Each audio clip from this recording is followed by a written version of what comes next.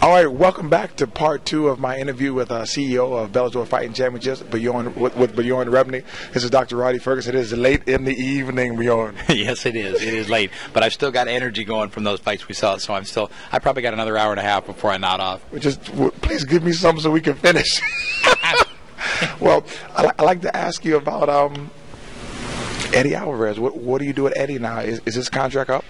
Eddie's got one more fight with us. Eddie signed with me in 2008 when we were on a little teeny network, and Eddie's been just a gracious, magical spokesman for this brand.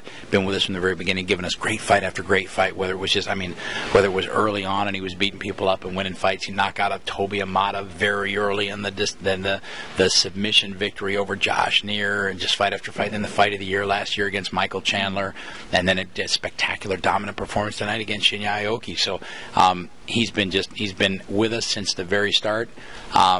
Obviously, dramatically enhanced his value in the marketplace tonight, beating one of the greatest lightweights in the world and doing it in devastating fashion. And I know it sounds counterintuitive, but part of me is very happy about it. And I know that if we're going to keep him long term, I'm the one who has to write the check. But nonetheless, it's just when this organization was very small and probably number 6 or 7 in the whole landscape of MMA, back when there was a Strikeforce and the WEC and the UFC and all of and Elite XC and IFL and all these different organizations, many of whom are all gone now. Just throw that in there.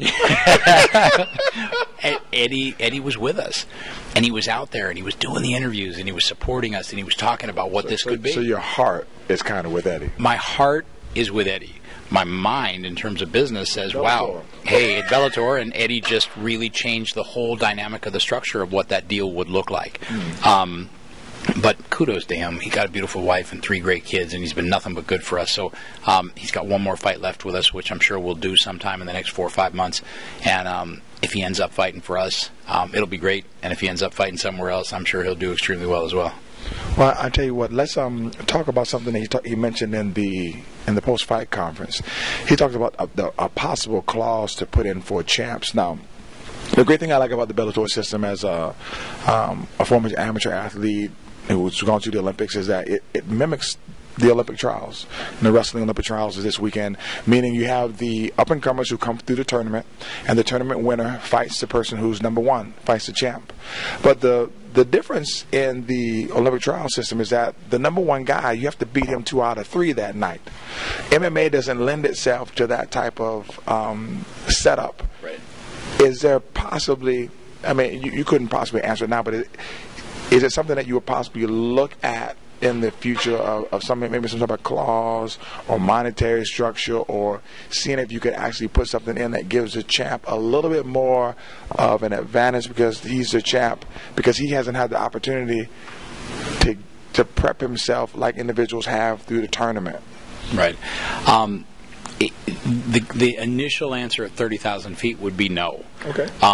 Only because I think what differentiates us so substantially from the other major player in the space is that we are completely objective.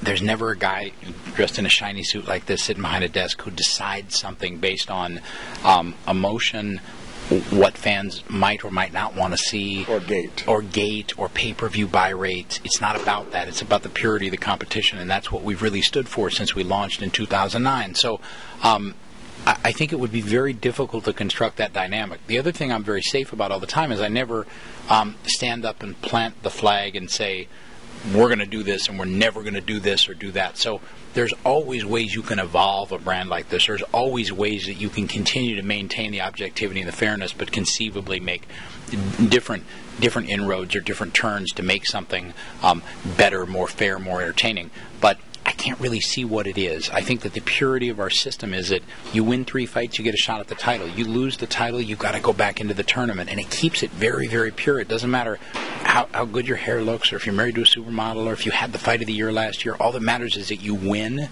those fights, and that's how you earn it. So I can't really see how we could change it. But well, do you allow the champs to fight in Bellator to stay fresh and to stay active?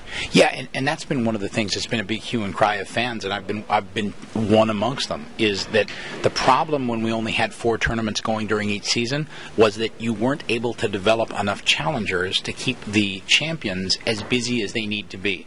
When you look at the UFC roster, you see champions fight 2 to 3 times a year. That's the consistent schedule of major champions in that organization. I've been striving and working with our TV partners at Spike to put a format in place where our champions will be able to fight 2 to 3 times a year. The problem with the UFC structure, as I see it, is that the champions always have to fight the number 1 contender, always have to fight the number 1 contender, always have to fight the number 2 contender, and they don't have an opportunity to get a warm-up fight sometimes. Right. Sometimes you need the fight just so you can stay active. Yeah, I mean, and I see that. I just think that, and this is just, it's differing opinions in terms of kind of how you view it, but I think that when you're on that mantle and when you achieve that level of success, you need to be ready to fight that number 1 guy. And I mean, that's what we keep churning out in this tournament, is you keep churning out. Mike Chandler right now is going to have the last of our pseudo kind of non-title fights. He's going to fight Gono coming up in a few weeks in Canada, which will be a good fight. But he's going to have to be ready to fight either Rick Hahn or Brent Weidman coming up in short order right after, because they earned the right to fight him. So, I've always believed in this structure, and I believed in it because since I was a kid, I watched it. When I was a kid, whether I was watching baseball or football or whether I was going to Golden Gloves tournaments or whatever it was, it all seemed to work the same way. You started out with a group, and they would compete, or individuals, and at the end of it, based on nothing but winning, there was one. And it just seems so pure to me. It's just like I can remember going to fighting, like boxing events with my dad, and I can remember distinctly as a kid, guys would fight a brutal fight for 10 rounds or 12 rounds or 15 rounds or whatever it was, and a guy would win, and he would be bloodied. It wouldn't be a title fight, and a guy would be bloodied and bruised, etc. And before thanking God or mother or sponsors or trainer, they would always like search out in the audience and try to find the promoter, and they would start screaming, "I deserve a shot at the title. I deserve my shot. When do I get my title shot?" And I can remember as a kid being at boxing events with my dad and saying, "Why, he just won. Why does he have to ask?" It didn't make sense to me. Even as a child, it didn't make sense to me why the winning unto itself didn't get you to where you wanted to go. In every other sport it does, but it didn't in boxing at that time. And this was long before there was MMA anywhere. There was no evolution of MMA. It existed in Brazil and Japan, but it didn't exist in the States when I was a kid. But it just seemed wrong. It just seemed inherently theatrical and wrong that somehow some goof like me would sit behind a chair and decide. So, anyway, that's where it came from. Well, let's take another break, and we're going to finish up with a question about Hector Lombard.